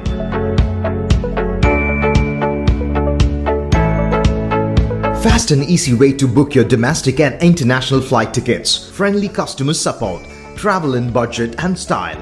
Condola Travels. Call 209-800-8808. Website www.condolatravels.com. Break ਤੋਂ ਪਹਿਲਾਂ ਜਿਸ ਤਰ੍ਹਾਂ ਅਸੀਂ ਗੱਲ ਕਰ ਰਹੇ ਸੀ ਆਯੁਰਵੇਦਾ ਦੀ, ਤੇ ਉਸੇ ਗੱਲ ਨੂੰ ਹੋਰ ਅੱਗੇ ਵਧਾਵਾਂਗੇ ਤੇ ਡਾਕਟਰ ਪੁਨੀਤ ਤੋਂ ਜਾਣਦੇ ਹਾਂ ਕਿ ਆਯੁਰਵੇਦਾ ਦੇ ਨਾਲ ਅਸੀਂ ਕਿਸ ਤਰ੍ਹਾਂ ਆਪਣੀ ਇਮਿਊਨਿਟੀ ਨੂੰ ਸਟਰੋਂਗ ਕਰ ਸਕਦੇ ਹਾਂ। ਆਯੁਰਵੇਦਾ ਬਿਲੀਵ ਕਰਦਾ ਕਿ ਜਿਹੜੀ ਡਾਈਟ ਹੁੰਦੀ, ਜੋ ਅਸੀਂ ਖਾਣ ਪੀਣ ਆ ਸਾਡਾ, ਅਸੀਂ ਉਹਦੇ ਨਾਲ ਹੀ ਆਪਣੀ ਇਮਿਊਨਿਟੀ ਨੂੰ ਸਟਰੋਂਗ ਕਰ ਸਕਦੇ ਹਾਂ। ਕਿਉਂਕਿ ਮੈਂ ਦੱਸਦੀ ਹਾਂ ਕਿੱਦਾਂ ਆਪਾਂ ਕਰ ਸਕਦੇ। ਜਿੱਦਾਂ ਆਪਾਂ ਮੈਡੀਸਿਨਸ ਬਹੁਤ ਜ਼ਿਆਦਾ ਪਿਲਸ ਮਿਲਦੀਆਂ ਵਾ ਤੇ ਇਹ ਕੀ ਕਹਿੰਦੇ ਆ ਕਿ ਇਹਨਾਂ ਨੂੰ ਖਾਓਗੇ ਤੁਸੀਂ ਇਮਿਊਨਿਟੀ ਬੂਸਟ ਅਪ ਹੋ ਜਾਏਗੀ। ਲੇਕਿਨ ਆਯੁਰਵੇਦਾ ਬਿਲੀਵ ਕਰਦਾ ਕਿ ਜਿਹੜੋ ਅਸੀਂ ਕੋਈ ਫੂਡ ਖਾਂਦੇ ਆ ਉਹ ਧਾਤੂ 'ਚ ਟ੍ਰਾਂਸਫਰ ਹੁੰਦਾ। ਰਸ ਪਹਿਲਾਂ ਜਿਹੜਾ ਆਪਾਂ ਫੂਡ ਖਾਣੇ ਉਹਦਾ ਰਸ ਬਣਦਾ, ਰਸ ਤੋਂ ਬਾਅਦ ਰਕਤ ਬਣਦਾ, ਰਕਤ ਤੋਂ ਬਾਅਦ ਮਾਂਸ, ਫਿਰ ਮੇਦ, ਫਿਰ ਅਸਥੀ, ਫਿਰ ਮੱਜਾ, ਫਿਰ ਸ਼ੁਕਰ ਤੋਂ ਐਂਡ 'ਚ ਓਜਾ ਹੁੰਦੀ, ਓਜਾ ਨੂੰ ਅਸੀਂ ਇਮਿਊਨਿਟੀ ਕਹਿੰਦੇ ਆ। ਠੀਕ ਆ, ਅਗਰ ਅਸੀਂ ਰਾਈਟ ਕਾਈਂਡ ਆਫ ਫੂਡ ਖਾਂਦੇ ਪਏ, ਆਪਾਂ ਸਹੀ ਤਰੀਕੇ ਦਾ ਫੂਡ ਖਾਂਦੇ ਪਏ, ਉਹ ਰਸ ਤੋਂ ਲੈ ਕੇ ਸ਼ੁਕਰ ਤੋਂ ਬਾਅਦ ਸਾਡੀ ਓਜਾ ਬਣਦੀ ਪਈ, ਇਮਿਊਨਿਟੀ ਬੂਸਟਅਪ ਹੁੰਦੀ ਪਈ। ਲੇਕਿਨ ਅਗਰ ਅਸੀਂ ਕੋਈ ਟੈਬਲੇਟ ਫਾਰਮ 'ਚ ਕੋਈ ਮੈਡੀਸਿਨ ਲੈਂਦੇ ਪਏ ਆ ਕਿ ਸਾਡੀ ਇਮਿਊਨਿਟੀ ਬੂਸਟਅਪ ਕਰਨ ਲਈ 100 ਤਰ੍ਹਾਂ ਦੀ ਮੈਡੀਸਿਨ ਮਿਲਦੀਆਂ, ਮੈਡੀਸਿਨ ਦਾ ਕੀ ਹੁੰਦਾ ਕਿ ਉਹਨੇ ਜਦੋਂ ਉਹਦਾ ਟ੍ਰਾਂਸਮਿਸ਼ਨ ਮੋਡ ਆ, ਉਹਨੇ ਰਸ ਤੋਂ ਬਾਅਦ ਸਿਰਫ ਰਕਤ ਤੱਕ ਜਾਣਾ, ਉਹਨੇ ਅੱਗੇ ਨਹੀਂ ਜਾਣਾ, ਤੇ ਤੁਹਾਡੀ ਇਮਿਊਨਿਟੀ ਇਨਕਰੀਜ਼ ਹੀ ਨਹੀਂ ਹੋਊਗੀ, ਕਿਉਂਕਿ ਉਹਨੇ ਰਸ ਤੋਂ ਬਾਅਦ ਰਕਤ 'ਚ ਜਾ ਕੇ ਸਿੱਧਾ ਐਕਸਕ੍ਰੀਟ ਆਊਟ ਹੋ ਜਾਣਾ ਬੋਡੀ 'ਚੋਂ ਜੀ। ਇਸ ਕਰਕੇ ਅਗਰ ਤੁਸੀਂ ਆਯੁਰਵੇਦਾ ਬਿਲੀਵ ਕਰਦਾ, ਅਗਰ ਤੁਸੀਂ ਆਪਣੀ ਇਮਿਊਨਿਟੀ ਨੂੰ ਬੂਸਟ ਅਪ ਕਰਨਾ, ਤਾਂ ਤੁਸੀਂ ਸਹੀ ਤਰ੍ਹਾਂ ਦਾ ਫੂਡ ਖਾਓ, ਫੂਡ ਆਪਣੀ ਪ੍ਰਕਿਰਤੀ ਦੇ ਬੇਸਿਸ ਤੇ ਖਾਓ, ਆਪਣੇ ਦੋਸ਼ਾਂ ਨੂੰ ਸਟੱਡੀ ਕਰਕੇ ਖਾਓ ਕਿ ਤੁਹਾਡਾ ਦੋਸ਼ਾ ਕਿਹੜਾ ਵਾ, ਉਹਦੇ ਅਕੋਰਡਿੰਗ ਤੁਸੀਂ ਆਪਣਾ ਫੂਡ ਖਾਓ ਜੀ। ਤੇ ਇਸ ਚੀਜ਼ ਬਾਰੇ ਪਤਾ ਹੋਏਗਾ ਤਾਂ ਹੀ ਅਸੀਂ ਸੋਚ ਸਕਦੇ ਹਾਂ ਨਾ, ਆਮ ਤੌਰ ਤੇ ਇਹ ਗੱਲਾਂ ਨਹੀਂ ਪਤਾ ਹੁੰਦੀਆਂ ਨਾ, ਇਹ ਕੋਈ ਐਕਸਪਰਟ ਦੱਸਦਾ ਹੈ ਤੇ ਨਾ ਗੱਲਾਂ ਬਾਰੇ ਅਸੀਂ ਜਾਣ ਪਾਉਂਦੇ। ਗੱਲ ਇੱਥੇ ਕਰਨੀ ਬਣਦੀ ਹੈ ਵਿਰੁੱਧ ਆਹਾਰ ਦੀ, ਹੈ ਨਾ, ਕਿ ਕਿਉਂਕਿ ਬਹੁਤ ਸਾਰੇ ਵਿਰੁੱਧ ਆਹਾਰ ਹੁੰਦੇ ਨੇ ਜਿਨ੍ਹਾਂ ਨੂੰ ਲੈ ਕੇ ਅਸੀਂ ਆਪਣਾ ਬਹੁਤ ਜ਼ਿਆਦਾ ਨੁਕਸਾਨ ਕਰ ਬੈਠਦੇ ਹਾਂ, ਸਿਰਫ ਇਸ ਲਈ ਕਿ ਟੇਸਟ ਅੱਛਾ ਆ ਰਿਹਾ ਹੈ ਨਾ, ਟੇਸਟ ਅੱਛੇ ਪਿੱਛੇ ਅਸੀਂ ਆਪਣੀ ਸਿਹਤ ਦਾ ਨੁਕਸਾਨ ਕਰ ਬੈਠਦੇ ਹਾਂ। ਵਿਰੁੱਧ ਆਹਾਰ ਕੀ ਹੈ ਇਹ ਤੁਹਾਡੇ ਤੋਂ ਜ਼ਰੂਰ ਜਾਣਾਂਗੇ। ਜੀ ਬਿਲਕੁਲ, ਆਯੁਰਵੇਦਾ ਬਿਲੀਵ ਕਰਦਾ, ਆਯੁਰਵੇਦਾ ਦੇ ਵਿੱਚ ਨਾ ਰਸ ਵੀਰਿਆ ਵਿਪਾਕ ਇਹਦਾ ਬਹੁਤ ਇੰਪੋਰਟੈਂਟ ਰੋਲ ਹੈਗਾ। ਜਿਹੜਾ ਵੀ ਅਸੀਂ ਆਹਾਰ ਖਾਣੇ ਨਾ, ਉਹਦਾ ਇੱਕ ਰਸ ਹੁੰਦਾ, ਉਹਦਾ ਵੀਰਿਆ ਹੁੰਦਾ ਤੇ ਵਿਪਾਕ ਹੁੰਦਾ। ਰਸ ਹੁੰਦਾ ਕਿ ਜੋ ਅਸੀਂ ਫੂਡ ਖਾ ਰਹੇ ਹਾਂ ਉਹਨੇ ਜਿਹੜਾ ਸਲਾਈਵਾ ਦੇ ਵਿੱਚ ਮਿਕਸ ਹੋ ਕੇ ਜਿਹੜਾ ਮੇਨ ਫਰਸਟ ਧਾਤੂ ਬਣਨੇ ਉਹ ਰਸ ਬਣਦੇ, ਠੀਕ ਆ।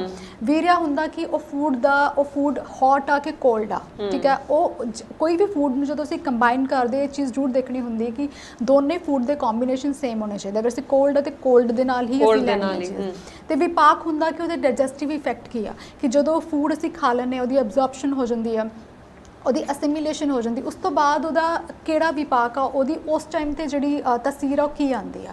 ਅਗਰ ਅਸੀਂ ਗਲਤ ਵੇ ਨਾਲ ਖਾਂਦੇ, ਅਗਰ ਅਸੀਂ ਹੌਟ ਨੂੰ ਕੋਲਡ ਨਾਲ ਮਿਕਸ ਕਰਦੇ, ਤਾਂ ਆਯੁਰਵੇਦਾ ਬਿਲੀਵ ਕਰਦਾ ਕਿ ਉਹ ਬਿਲਕੁਲ ਤੁਹਾਡੇ ਲਈ ਬਿਗ ਨੋ ਆ, ਨਹੀਂ ਖਾਣਾ ਚਾਹੀਦਾ ਉਹ ਚੀਜ਼। ਫੋਰ ਐਗਜ਼ਾਮਪਲ ਦਿੰਦੀ ਹੈ ਕਿ ਨੰਬਰ 1 ਬਨਾਨਾ ਸ਼ੇਕ, ਜਿਹੜਾ ਕਿ ਲੋਕਾਂ ਨੂੰ ਬਿਲਕੁਲ ਨਹੀਂ ਪਤਾ, ਲੋਕੀ ਬਹੁਤ ਜ਼ਿਆਦਾ ਲੈਂਦੇ ਆ ਕਿ ਬਨਾਨਾ ਸ਼ੇਕ ਕੀ ਅੱਜ ਕੱਲ੍ਹ ਜਿੱਦਾਂ ਵੈਸੇ ਹੀ ਹੁਣ ਗਰਮੀਆਂ ਸ਼ੁਰੂ ਹੋ ਜਾਣੀਆਂ, ਬਨਾਨਾ ਸ਼ੇਕ, ਮੈਂਗੋ ਸ਼ੇਕ ਲੈਣਾ, ਪਰ ਬਨਾਨਾ ਵੈਸੇ ਅਲੱਗ ਅਗਰ ਅਸੀਂ ਲਈਏ ਬਹੁਤ ਵਧੀਆ ਫਰੂਟ ਮੰਨਿਆ ਗਿਆ। ਅਗਰ ਅਸੀਂ ਮਿਲਕ ਲਈਏ ਤਾਂ ਬਹੁਤ ਵਧੀਆ, ਪਰ ਜਦੋਂ ਅਸੀਂ ਦੋਵਾਂ ਨੂੰ ਕੰਬਾਈਨ ਕਰ ਦਿੰਦੇ ਔਰ ਅਸੀਂ ਲੈਂਦੇ ਆ, ਇਹਦੇ ਨਾਲ ਬਹੁਤ ਤਰ੍ਹਾਂ ਐਸਿਡਿਟੀ ਹੋ ਸਕਦੀ ਹੈ, ਤੁਹਾਨੂੰ ਬਲੋਟਿੰਗ ਇਸ਼ੂਜ਼ ਹੋ ਸਕਦੇ ਆ। ਨੰਬਰ 2 ਅਸੀਂ ਗੱਲ ਕਰੀਏ ਮੈਲਨ ਖਾ ਕੇ ਅਗਰ ਅਸੀਂ ਮਿਲਕ ਲੈਂਦੇ ਆ, ਤੇ ਉਹ ਵੀ ਬਿਗ ਨੋ ਆਯੁਰਵੇਦ ਵਿੱਚ, ਕਿਉਂਕਿ ਇਹ ਵੀ ਵਿਰੁੱਧ ਆਹਾਰ ਵਿੱਚ ਆਇਆ ਜਾਂਦਾ ਵਾ। ਅਗਰ ਅਸੀਂ ਕਾਓ ਦਾ ਘੀ ਲੈਂਦੇ ਆ, ਤੇ ਅਗਰ ਅਸੀਂ ਉਹਦੇ ਵਿੱਚ ਸੇਮ ਰੇਸ਼ੋ 'ਚ ਹਨੀ ਪਾ ਦਿੰਦੇ ਆ, ਉਹ ਵੀ ਇੱਕ ਵਿਰੁੱਧ ਇਨਕੰਪੈਟੀਬਲ ਫੂਡ ਆ। ਆਯੁਰਵੇਦਾ ਨੂੰ ਮੰਨਦਾ ਕਿ ਇਨਕੰਪੈਟੀਬਲ ਫੂਡ ਆ।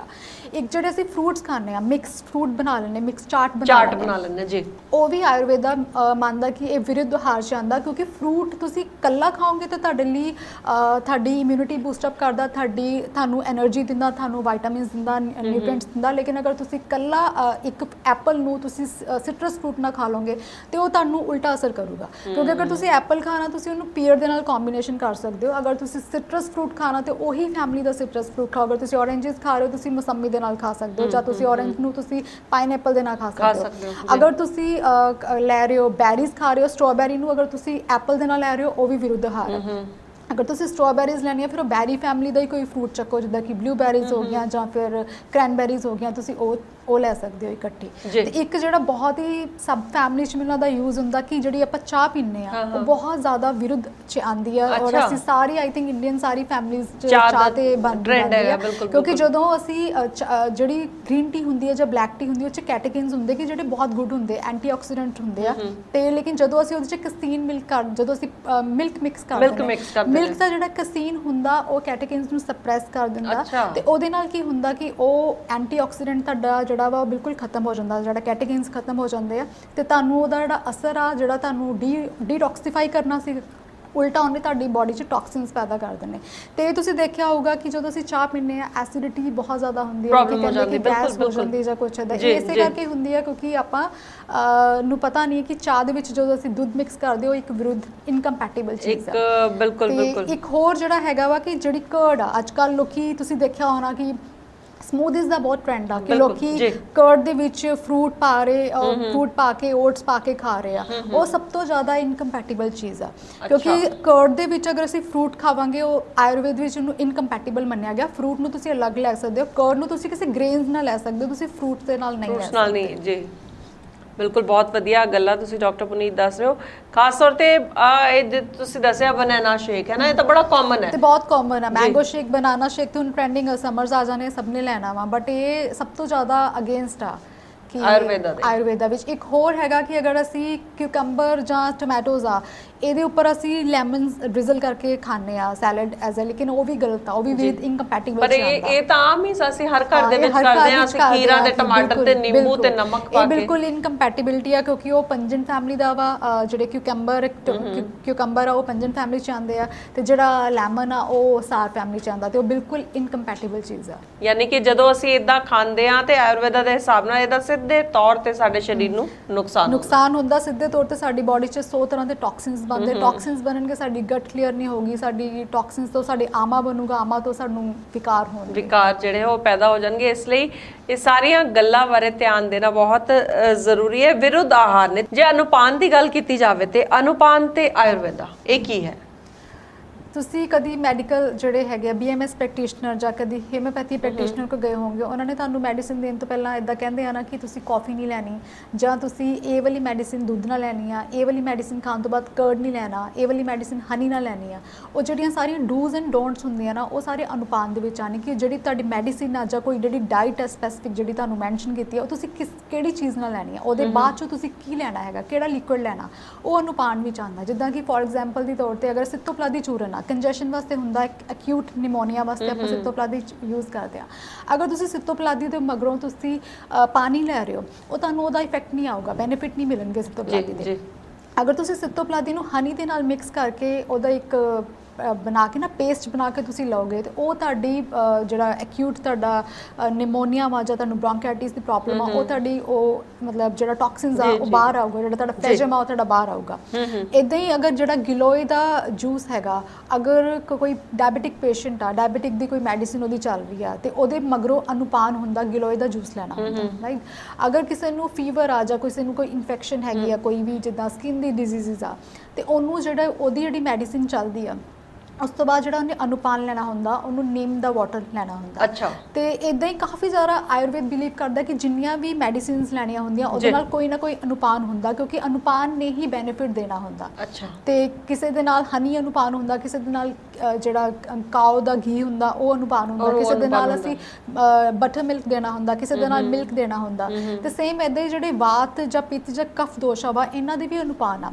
ਅਗਰ ਕੋਈ ਪੇਸ਼ੈਂਟ ਆ ਜਿਹਦਾ ਕਿ ਵਾਤ ਤੇ ਕਫ ਦੋਸ਼ਾ ਵਾ, ਉਹਨਾਂ ਦੀ ਓਬਵੀਅਸਲੀ ਤਸੀਰ ਜਿਹੜੀ ਆ ਬਾਡੀ ਠੰਡੀ ਆ, ਤੇ ਉਹਨਾਂ ਦੀ ਜਿਹੜੀ ਕੋਈ ਵੀ ਮੈਡੀਕੇਸ਼ਨ ਜਾਂ ਉਹਨੇ ਡਾਈਟ ਲੈਣੀ ਆ, ਉਹਨਾਂ ਨੂੰ ਲਿਕਵਮ ਵਾਟਰ ਉਹਨਾਂ ਦਾ ਅਨੁਪਾਨ ਹੋਊਗਾ। ਤੇ ਜਿਹੜੇ ਪਿੱਤਾ ਪੇਸ਼ੈਂਟ ਹੁੰਦੇ ਆ, ਜਿਨ੍ਹਾਂ ਦੀ ਪਿੱਤਾ ਜਿਨ੍ਹਾਂ ਵਿੱਚ ਐਗਰੀਵੇਟਡ ਰਹਿੰਦਾ, ਉਹਨਾਂ ਦਾ ਜਿਹੜਾ ਅਨੁਪਾਨ ਹੋਊਗਾ ਕੋਲਡ ਵਾਟਰ ਉਹਨਾਂ ਦਾ ਅਨੁਪਾਨ ਹੋਊਗਾ। ਤੇ ਇਸ ਕਰਕੇ ਅਗਰ ਅਸੀਂ ਆਯੁਰਵੇਦ ਦੇ ਵਿੱਚ ਕੋਈ ਵੀ ਮੈਡੀਸਿਨ ਦਾ ਬੈਨੀਫਿਟ ਵੀ ਉਦੋਂ ਹੀ ਹੁੰਦਾ ਜਦੋਂ ਤੱਕ ਅਸੀਂ ਅਨੁਪਾਨ ਉਹਦੇ ਨਾਲ ਨਾ ਲਈਏ। ਜੀ ਬਿਲਕੁਲ ਠੀਕ ਗੱਲ ਤੁਸੀਂ ਕੀਤੀ। ਤੇ ਇਸੇ ਤਰ੍ਹਾਂ ਜਦੋਂ ਅਸੀਂ ਜਿਸ ਤਰ੍ਹਾਂ ਠੰਡੇ ਪਾਣੀ ਦੀ ਤੁਸੀਂ ਥੋੜੀ ਜਿਹੀ ਗੱਲ ਕੀਤੀ, ਤੇ ਮੈਂ ਅਗਲੇ ਸਵਾਲ ਤੋਂ ਪਹਿਲਾਂ ਇਹ ਪੁੱਛੂੰਗੀ ਕਿ ਜਿੱਦਾਂ ਹੁਣ ਗਰਮੀਆਂ ਦਾ ਸੀਜ਼ਨ ਆਣਾ ਹੈ, ਇੱਕਦਮ ਠੰਡਾ ਪਾਣੀ ਫ੍ਰਿਜ ਤੋਂ ਕੱਢ ਕੇ ਪੀਤਾ ਜਾਂਦਾ, ਕੀ ਆਯੁਰਵੇਦਾ ਕੀ ਕਹਿੰਦਾ ਹੈ ਕਿ ਇਹ ਠੀਕ ਹੈ ਪਾਣੀ ਨੂੰ ਇੰਨਾ ਜ਼ਿਆਦਾ ਠੰਡਾ ਕਰਕੇ ਪੀਣਾ? ਨਹੀਂ, ਇਹ ਵੀ ਇਦਾਂ ਵਾ, ਆਯੁਰਵੇਦ ਬਿਲੀਵ ਕਰਦਾ ਕਿ ਜਿਹੜੇ ਦੋਸ਼ ਆ ਸਾਡੇ 3 ਤਰ੍ਹਾਂ ਦੇ ਦੋਸ਼ ਆ। ਅਗਰ ਤੇ ਕਿਸੇ ਦੀ ਪ੍ਰਕਿਰਤੀ ਪਿੱਤਾ ਹੈਗੀ ਆ, ਤੇ ਉਹ ਠੰਡਾ ਪਾਣੀ ਫ੍ਰਿਜ ਚੋਂ ਕੱਢ ਕੇ ਲੈ ਸਕਦਾ, ਉਹਨੂੰ ਕੋਈ ਨੁਕਸਾਨ ਨਹੀਂ ਕਰੂਗਾ, ਬਿਕਾਜ਼ ਪਿੱਤਾ ਉਹਦੀ ਬਾਡੀ 'ਚ ਆਲਰੇਡੀ ਹੀਟ ਬਹੁਤ ਜ਼ਿਆਦਾ, ਉਹ ਠੰਡਾ ਪਾਣੀ ਵੀ ਲੈ ਲੂਗਾ, ਕੋਈ ਨੁਕਸਾਨ ਨਹੀਂ। ਬਟ ਅਗਰ ਕਿਸੇ ਦੀ ਪ੍ਰਕਿਰਤੀ ਆਲਰੇਡੀ ਵਾਤਾ ਵਾ ਤੇ ਕਫਾ ਵਾ, ਉਹਦੀ ਬਾਡੀ 'ਚ ਆਲਰੇਡੀ ਇੰਨੀ ਜ਼ਿਆਦਾ ਤਸੀਰ ਉਹਦੀ ਠੰਡੀ ਆ, ਅਗਰ ਉਹ ਠੰਡਾ ਪਾਣੀ ਲਊਗਾ, ਕਿਸੇ ਠੰਡਾ ਦੇ ਉੱਪਰ ਆਪਾਂ ਹੋਰ ਠੰਡਾ ਪਾ ਦਾਂਗੇ, ਤੇ ਉਹਦੀ ਜਿਹੜਾ ਦੋਸ਼ ਹੋਊਗਾ, ਜਿੱਦਾਂ ਵਾਤਾ ਜਾਂ ਕਫਾ ਦੋਸ਼ ਆ, ਹੋਰ ਐਗਰੀਵੇਟਡ ਹੋ ਜਾਊਗਾ। ਇਸ ਕਰਕੇ ਪਾਣੀ ਵੀ ਠੰਡਾ ਅਸੀਂ ਪਿੱਤਾ ਨੂੰ ਦੇ ਸਕਦੇ ਹਾਂ, ਵਾਤ ਤੇ ਕਫ ਨੂੰ ਨਹੀਂ ਦੇ ਸਕਦੇ। ਤੁਸੀਂ ਅਗਰ ਲੈਣਾ ਹੀ ਹੈ ਚਿਲਡ ਵਾਟਰ ਪੀਣ ਦਾ, ਤੇ ਤੁਸੀਂ ਮਟਕੇ ਦਾ ਲੈ ਸਕਦੇ ਹੋ, ਜਾਂ ਤੁਸੀਂ ਬਾਹਰ ਜਿਹੜਾ ਪਾਣੀ ਨਾਰਮਲ ਫਿਲਟਰ ਦਾ RO ਦਾ ਪਾਣੀ ਲੈ ਸਕਦੇ ਹੋ, ਬਟ ਚਿਲਡ ਵਾਟਰ ਨਹੀਂ ਲੈ ਸਕਦੇ। ਪਰ ਇਹ ਟ੍ਰੈਂਡ ਹੁਣ ਚੱਲ ਪਿਆ ਕਿ ਲੋਕਾਂ ਦੇ ਵਿੱਚ ਅਵੇਅਰਨੈਸ ਸਾਰੇ ਲੋਕ ਮਟਕੇ ਦਾ ਪਾਣੀ ਪੀ ਰਹੇ। ਬਿਲਕੁਲ ਉਹ ਸੇਫ ਆ। ਅਗਰ ਤੁਸੀਂ ਵਾਤ ਨੂੰ ਵੀ ਦੇਣਾ ਜਾਂ ਕਫ ਨੂੰ ਦੇਣਾ ਪੇਸ਼ੈਂਟ ਨੂੰ, ਉਹ ਸੇਫ ਆ। ਲੇਕਿਨ ਅਗਰ ਪਿੱਤਾ ਫ੍ਰਿਜ ਵਾਲਾ ਵੀ ਲੈ ਸਕਦਾ ਵਾ, ਬਟ ਅਗਰ ਵਾਤ ਕਫ ਵਾਲੇ ਲੈਣਗੇ ਤੇ ਉਹਨਾਂ ਲਈ ਕਹਿ ਲਓ ਕਿ ਉਹਨਾਂ ਦੀ ਬਾਡੀ ਦਾ ਦੋਸ਼ਾ ਹੋਰ ਐਗਰੀਵੇਟਡ ਹੋ ਜਾਊ। ਤੇ ਡਾਕਟਰ ਪੁਨੀਤ, ਅਸੀਂ ਆਯੁਰਵੇਦ ਦੀ ਲਗਾਤਾਰ ਗੱਲ ਕਰ ਰਹੇ ਹਾਂ, ਤੇ ਵੈਦਿਕ ਡਾਈਟ ਕੀ ਹੈ? ਵੈਦਿਕ ਡਾਈਟਸ ਜਿਹੜੀਆਂ ਕਿ ਆਯੁਰਵੇਦਾ ਦੇ ਬੇਸਿਸ ਤੇ ਡਾਈਟਸ ਪਾਉਂਦੀਆਂ ਔਰ ਜਿਹੜੀ ਚੀਜ਼ ਦੀ ਮੈਂ ਵੀ ਮਾਹਿਰ ਹੈਗੀ ਆ ਉਹਨਾਂ ਨੂੰ ਅਸੀਂ ਵੈਦਿਕ ਡਾਈਟਸ ਕਹਿੰਦੇ ਆ। ਔਰ ਅਗਰ ਕਿਸੇ ਨੇ ਵੀ ਮੇਰੇ ਕੋਲ ਵੈਦਿਕ ਡਾਈਟਸ ਲੈਣੀਆਂ ਵਾ ਜਾਂ ਆਪਣੀ ਪ੍ਰਕਿਰਤੀ ਐਨਾਲਿਸਿਸ ਕਰਨੀ ਆ ਤਾਂ ਤੁਸੀਂ ਫੇਸਬੁੱਕ ਤੇ ਵੀ ਮੇਰਾ page shape yourself with doctor Puneet follow ਕਰ ਸਕਦੇ ਹੋ ਤੇ ਮੇਰੇ ਨਾਲ ਤੁਸੀਂ ਕੰਟੈਕਟ ਕਰ ਸਕਦੇ ਹੋ। ਤੇ ਅਗਰ ਅਸੀਂ ਗੱਲ ਕਰੀਏ ਵੈਦਿਕ ਡਾਈਟਸ ਦੀ, ਸਭ ਤੋਂ ਪਹਿਲਾਂ ਵੈਦਿਕ ਡਾਈਟਸ ਜਿਹੜੀ ਅਸੀਂ ਪਹਿਲਾਂ ਗੱਲ ਕਰ ਰਹੇ ਸੀ ਪ੍ਰਕਿਰਤੀ ਐਨਾਲਿਸਿਸ ਦੀ, ਅਸੀਂ ਪ੍ਰਕਿਰਤੀ ਐਨਾਲਿਸਿਸ ਕਰਾਉਂਦੇ ਆ। ਪ੍ਰਕਿਰਤੀ ਐਨਾਲਿਸਿਸ ਮਤਲਬ ਕਿ ਤੁਹਾਡੇ ਦੋਸ਼ਾ ਕਿਹੜਾ ਐਗਰੀਵੇਟਡ ਹੈ, ਵਾਤਾ ਐਗਰੀਵੇਟਡ ਆ ਕਿ ਪਿੱਤਾ ਐਗਰੀਵੇਟਡ ਆ ਕਿ ਕਫ ਐਗਰੀਵੇਟਡ ਆ। ਉਹਦੇ ਲਈ ਇੱਕ ਫਾਰਮ ਹੁੰਦਾ, ਉਹ ਜਿਹੜਾ ਵੀ ਪੇਸ਼ੈਂਟ ਜਾਂ ਜਿਹੜਾ ਵੀ ਕਲਾਇੰਟ ਆਂਦਾ ਉਹਨੂੰ ਫਿਲ ਕਰਨਾ ਪੈਂਦਾ ਤੇ ਉਹ ਉਸ ਤੋਂ ਬਾਅਦ ਮੈਨੂੰ ਪਤਾ ਚੱਲਦਾ ਕਿ ਇਹਦੇ ਵਿੱਚ ਦੋਸ਼ਾ ਕਿਹੜਾ ਐਗਰੀਵੇਟਡ। ਉਹਦੇ ਚ 36 ਜਾਂ 37 ਕੁਐਸਚਨ ਹੁੰਦੇ ਆ, ਉਹ ਫਿਲ ਕਰਕੇ ਉਹ ਮੈਨੂੰ ਪਤਾ ਲੱਗਦਾ। ਮੈਂ ਫਿਰ ਐਡ ਆਨ ਕਰਦੀ ਕਿ ਕਿੰਨੇ ਉਹਦੇ ਚ ਟ੍ਰੇਟਸ ਜਿਹੜੇ ਜ਼ਿਆਦਾ ਹੈਗੇ, ਫਿਰ ਉਹਦੀ ਬੇਸਿਸ ਤੇ ਪਤਾ ਚੱਲ ਜਾਂਦਾ ਕਿ ਪ੍ਰਕਿਰਤੀ ਕੀ ਹੈਗੀ ਆ। ਜਿੱਦਾਂ ਕਿ ਕਿਸੇ ਦੀ ਅਗਰ ਵਾਤਾ ਪ੍ਰਕਿਰਤੀ ਨਿਕਲਦੀ ਆ, ਠੀਕ ਹੈ, ਉਹਨੂੰ ਵਾਤਾ ਪੈਸੀਫਾਈਡ ਡਾਈਟ ਪਲਾਨ ਉਹਦੇ ਲਈ ਬਣਦੇ ਆ। ਵਾਤਾ ਪੈਸੀਫਾਈਡ ਡਾਈਟ ਪਲਾਨ 'ਚ ਕੀ ਆਉਂਦਾ ਕਿ ਵਾਤਾ ਜਿੱਦਾਂ ਕਿ ਜਿਹੜਾ ਦੋਸ਼ ਹੈਗਾ ਉਹਦੇ ਵਿੱਚ ਡਰਾਈਨੈਸ ਬਹੁਤ ਜ਼ਿਆਦਾ ਹੁੰਦੀ ਆ, ਬਲੋਟਿੰਗ ਇਸ਼ੂਜ਼ ਬਹੁਤ ਜ਼ਿਆਦਾ ਹੁੰਦੇ ਆ, ਕਫ ਕਨਸਟੀਪੇਸ਼ਨ ਬਹੁਤ ਜ਼ਿਆਦਾ ਹੁੰਦੀ ਆ। ਉਹ ਵੇਲੇ ਜਿਹੜੇ ਪੇਸ਼ੈਂਟ ਹੁੰਦੇ ਜਾਂ ਕਲਾਇੰਟ ਹੁੰਦੇ ਉਹਨਾਂ ਦੇ ਵਿੱਚ ਸਟ੍ਰੈਸ ਬਹੁਤ ਜ਼ਿਆਦਾ ਹੁੰਦਾ, ਉਹਨਾਂ ਨੂੰ ਡਿਪਰੈਸ਼ਨ ਦੀ ਪ੍ਰੋਬਲਮ ਵੀ ਹੁੰਦੀ ਆ। ਤੇ ਅਗਰ ਇਹਨਾਂ ਦੀ ਗੱਲ ਕਰੀਏ, ਇਹਨਾਂ ਦੇ ਲੈਗਿਊਮਸ ਦੀ ਗੱਲ ਕਰੀਏ ਤਾਂ ਇਹਨਾਂ ਨੂੰ ਥੋੜਾ ਜਿਹਾ ਲਾਈਟ ਮੂੰਗ ਦਾਲ ਜਿੱਦਾਂ ਹੁੰਦੀ ਆ ਉਹ ਅਸੀਂ ਦੇ ਸਕਦੇ ਹਾਂ। ਫਿਰ ਅਗਰ ਇਹਨਾਂ ਦੇ ਗ੍ਰੇਨਸ ਦੀ ਗੱਲ ਕਰੀਏ, ਇਹਨਾਂ ਨੂੰ ਵੀਟ ਦੇ ਸਕਦੇ, ਕਿਸੇ ਹੱਦ ਤੱਕ ਅਸੀਂ ਇਹਨਾਂ ਨੂੰ ਵੀਟ ਵੀ ਦੇ ਸਕਦੇ ਹਾਂ, ਇਹਨਾਂ ਨੂੰ ਬਰਾਊਨ ਰਾਈਸ ਦੇ ਸਕਦੇ ਹਾਂ, ਇਹਨਾਂ ਨੂੰ ਓਟਸ ਆਪਾਂ ਦੇ ਸਕਦੇ ਹਾਂ, ਠੀਕ ਆ। ਅਗਰ ਅਸੀਂ ਇਹਨਾਂ ਦੀ ਗੱਲ ਕਰੀਏ ਕਿ ਵੈਜੀਟੇਬਲਸ ਦੀ, ਇਹਨਾਂ ਨੂੰ ਆਲ ਟਾਈਪ ਆਫ ਵੈਜੀਟੇਬਲਸ ਆਪਾਂ ਦੇ ਸਕਦੇ ਹਾਂ ਤੇ ਕਿਉਂਕਿ ਉਹ ਦੋਸ਼ਾਂ ਨੂੰ ਪੈਸੀਫਾਈ ਕਰਨਗੀ। ਤੇ ਅਗਰ ਅਸੀਂ ਇਹਨਾਂ ਦੀ ਗੱਲ ਕਰੀਏ, ਆਪਾਂ ਗ੍ਰੀਨ ਟੀਜ਼ ਦੀ ਗੱਲ ਕਰੀਏ ਤੇ ਆਪਾਂ ਇਹਨਾਂ ਨੂੰ ਹਨੀ ਦੀ ਗ੍ਰੀਨ ਟੀ ਦੇ ਸਕਦੇ ਹਾਂ, ਕਿਉਂਕਿ ਜਿਹੜੀ ਹਨੀ ਜਿਹੜਾ ਸਵੀਟਨੈਸ ਹੁੰਦੀ ਆ, ਸਵੀਟਨੈਸ ਜਿਹੜੀ ਆ ਉਹ ਵਾਤਾਂ ਨੂੰ ਪੈਸੀਫਾਈ ਕਰਦਾ। ਅੱਛਾ, ਠੀਕ ਆ। ਅਗਰ ਅਸੀਂ ਇਹਨਾਂ ਦੀ ਗ੍ਰੀਨ ਟੀਜ਼ ਦੀ ਗੱਲ ਕਰੀਏ, ਆਪਾਂ ਇਹਨਾਂ ਨੂੰ ਕੈਮੋਮਿਲ ਗ੍ਰੀਨ ਟੀ ਦੇ ਸਕਦੇ ਹਾਂ, ਆਪਾਂ ਨੂੰ ਲਿਕੋਰਿਸ ਗ੍ਰੀਨ ਟੀ ਦੇ ਸਕਦੇ ਹਾਂ, ਜਾਂ ਇਹਨਾਂ ਨੂੰ ਜਿੰਜਰ ਗ੍ਰੀਨ ਟੀ ਵੀ ਦੇ ਸਕਦੇ ਹਾਂ। ਇਹਨਾਂ ਨੂੰ ਕੈਮੋਮਿਲ ਗ੍ਰੀਨ ਟੀ ਇਸ ਕਰਕੇ ਦੇ ਸਕਦੇ ਕਿਉਂਕਿ ਇਹਨਾਂ ਨੂੰ ਥੋੜੀ ਜਿਹੀ ਡਿਪਰੈਸ਼ਨ ਰਹਿੰਦੀ ਆ। ਡਿਪਰੈਸ਼ਨ ਜਿਹੜੀ ਕੈਮੋਮਿਲ ਗ੍ਰੀਨ ਟੀ ਆ ਉਹ ਇਹਨਾਂ ਦੀ ਡਿਪਰੈਸ਼ਨ ਨੂੰ ਸੂਟ ਡਾਊਨ ਕਰੂਗੀ। ਅਗਰ ਹੁਣ ਅਸੀਂ ਕਿਸੇ ਕਲਾਇੰਟ ਦੀ ਅਗਰ ਪ੍ਰਕਿਰਤੀ ਜਿਹੜੀ ਪਿੱਤਾ ਆਉਂਦੀ ਆ, ਤੇ ਪਿੱਤਾ ਦੇ ਵਿੱਚ ਕੀ ਹੁੰਦਾ, ਬਾਡੀ 'ਚ ਹੀਟ ਬਹੁਤ ਜ਼ਿਆਦਾ ਹੁੰਦੀ ਆ, ਐਸਿਡਿਟੀ ਇਸ਼ੂਜ਼ ਬਹੁਤ ਜ਼ਿਆਦਾ ਹੁੰਦੇ ਆ, ਐਲਰਜਿਕ ਇਸ਼ੂਜ਼ ਬਹੁਤ ਜ਼ਿਆਦਾ ਹੁੰਦੇ ਆ। ਤੇ ਅਗਰ ਇਹਨਾਂ ਦੀ ਗੱਲ ਕਰੀਏ, ਆਪਾਂ ਗ੍ਰੇਨਸ ਦੀ ਗੱਲ ਕਰੀਏ ਤੇ ਇਹਨਾਂ ਨੂੰ ਕੁਝ ਆਪਾਂ ਠੰਡਾ ਇਨਕੋਰਪੋਰੇਟ ਕਰਨਾ ਹੁੰਦਾ। ਅੱਛਾ, ਕੋਈ ਠੰਡਾ ਗ੍ਰੇਨ ਆਪਾਂ ਇਹਨਾਂ ਨੂੰ ਦੀ ਡਾਈਟ 'ਚ ਪਾਉਣਾ ਹੁੰਦਾ ਤੇ ਬਾਹਰਲੇ ਜਿਹੜਾ ਕਿ ਜੌਂ ਦਾ ਆਟਾ ਹੁੰਦਾ ਉਹ ਅਸੀਂ ਇਹਨਾਂ ਦੀ ਡਾਈਟ 'ਚ ਇਨਕੋਰਪੋਰੇਟ ਕਰ ਸਕਦੇ ਹਾਂ। ਕਿਸੇ ਹੱਦ ਤੱਕ ਇਹਨਾਂ ਨੂੰ ਓਟਸ ਵੀ ਆਪਾਂ ਦੇ ਸਕਦੇ ਹਾਂ, ਕਿਨਵਾ ਦੇ ਸਕਦੇ ਹਾਂ ਇਹਨਾਂ ਨੂੰ। ਅਗਰ ਅਸੀਂ ਲੈਗਿਊਮਸ ਦੀ ਗੱਲ ਕਰੀਏ, ਇਹਨਾਂ ਨੂੰ ਅਸੀਂ ਚਿਕਪੀਸ ਦੇ ਸਕਦੇ ਹਾਂ, ਲੀਮਾ ਬੀਨਸ ਦੇ ਸਕਦੇ ਹਾਂ। ਤੇ ਅਗਰ ਅਸੀਂ ਇਹਨਾਂ ਦੀ ਫਰੂਟਸ ਦੀ ਗੱਲ ਕਰੀਏ ਤੇ ਜਿਹੜਾ ਪਿੱਤਾ ਹੁੰਦਾ ਨਾ, ਜਿਹੜਾ ਸਾਲਟ ਤੇ ਸਾਰ ਤੇ ਜਿਹੜਾ ਬਿਟਰ ਟੇਸਟ ਹੁੰਦਾ ਨਾ, ਉਹਦੇ ਨਾਲ ਪਿੱਤਾ ਐਗਰੀਵੇਟਡ ਹੁੰਦਾ। ਓਕੇ, ਇਸ ਕਰਕੇ ਇਹਨਾਂ ਦੀ ਜਿਹੜੀ ਡਾਈਟ ਹੁੰਦੀ ਆ ਉਹਦੇ ਵਿੱਚੋਂ ਬਿਲਕੁਲ ਜਿਹੜੀ ਖਟਾਸ ਵਾਲੀ ਚੀਜ਼ਾਂ ਹੁੰਦੀਆਂ ਜਾਂ ਉਹ ਵਾਲੇ ਫਰੂਟ ਬਿਲਕੁਲ ਓਮਿਟ ਕਰਨੇ ਹੁੰਦੇ, ਜਿੱਦਾਂ ਕਿ ਔਰੇਂਜਸ ਹੋ ਗਏ, ਮਸੰਮੀ ਹੋ ਗਈ, ਪਾਈਨਐਪਲ ਹੋ ਗਏ, ਇਹ ਅਸੀਂ ਇਹਨਾਂ ਨੂੰ ਬਿਲਕੁਲ ਨਹੀਂ ਦੇ ਸਕਦੇ। ਅਗਰ ਫਰੂਟਸ ਲੈਣੇ ਹੋਣ ਤੇ ਸਿਰਫ ਪਪਾਇਆ ਲੈ ਸਕਦੇ ਆ, ਐਪਲ ਲੈ ਸਕਦੇ ਆ, ਜਾਂ ਮੈਂਗੋਜ਼ ਵੀ ਜਿਹੜੇ ਰਾਈਪਡ ਵਾਲੇ ਮੈਂਗੋਜ਼ ਉਹ ਲੈ ਸਕਦੇ ਆ। ਅਗਰ ਜਿਹੜੇ ਖੱਟੇ ਵਾਲੇ ਮੈਂਗੋ ਉਹ ਇਹ ਨਹੀਂ ਲੈ ਸਕਦੇ। ਅਗਰ ਅਸੀਂ ਇਹਨਾਂ ਦੀ ਗ੍ਰੀਨ ਟੀਜ਼ ਦੀ ਗੱਲ ਕਰੀਏ ਤੇ ਬਿਕਾਜ਼ ਇਹ ਦੋਸ਼ਾ ਥੋੜਾ ਜਿਹਾ ਐਕਸਟ੍ਰੀਮਲੀ ਹੌਟ ਹੈਗਾ ਵਾ, ਤੇ ਅਸੀਂ ਇਹਨਾਂ ਨੂੰ ਪੈਪਰਮਿੰਟ ਜਾਂ ਫੈਨਲ ਟੀ ਦੇ ਸਕਦੇ ਹਾਂ, ਜਾਂ ਮਿੰਟ ਟੀ ਦੇ ਸਕਦੇ ਹਾਂ, ਜਾਂ ਸਿਰਫ ਜਸਟ ਮਿੰਟ ਦਾ ਕੰਕੋਕਸ਼ਨ ਬਣਾ ਕੇ ਦੇ ਸਕਦੇ ਹਾਂ। ਤੇ ਅਗਰ ਅਸੀਂ ਕਫਾ ਦੀ ਗੱਲ ਕਰੀਏ, ਕਫਾ ਦੇ ਵਿੱਚ ਅਸੀਂ ਆਲ ਟਾਈਪ ਆਫ ਲੈਗਿਊਮਸ ਪਾ ਸਕਦੇ ਹਾਂ। ਅੱਛਾ, ਕਿਉਂਕਿ ਜਿਹੜੇ ਅਗਰ ਅਸੀਂ ਇਹਨਾਂ ਦੀ ਗ੍ਰੇਨਸ ਦੀ ਗੱਲ ਕਰੀਏ ਤੇ ਆਪਾਂ ਇਹਨਾਂ ਦੇ ਵਿੱਚ ਅਮਰਨਾਥ ਦਾ ਆਟਾ ਪਾ ਸਕਦੇ ਹਾਂ, ਰਾਜਗੀਰੀ ਦਾ ਆਟਾ, ਜਾਂ ਫਿਰ ਅਸੀਂ ਇਹਨਾਂ ਨੂੰ ਪਾ ਸਕਦੇ ਹਾਂ, ਓਟਸ ਵੀ ਪਾ ਸਕਦੇ, ਕਿਸੇ ਹੱਦ ਤੱਕ ਓਟਸ ਵੀ ਪਾ ਸਕਦੇ ਹਾਂ। ਇਹਨਾਂ ਨੂੰ ਆਪਾਂ ਕਿਨਵਾ ਦੇ ਸਕਦੇ ਹਾਂ।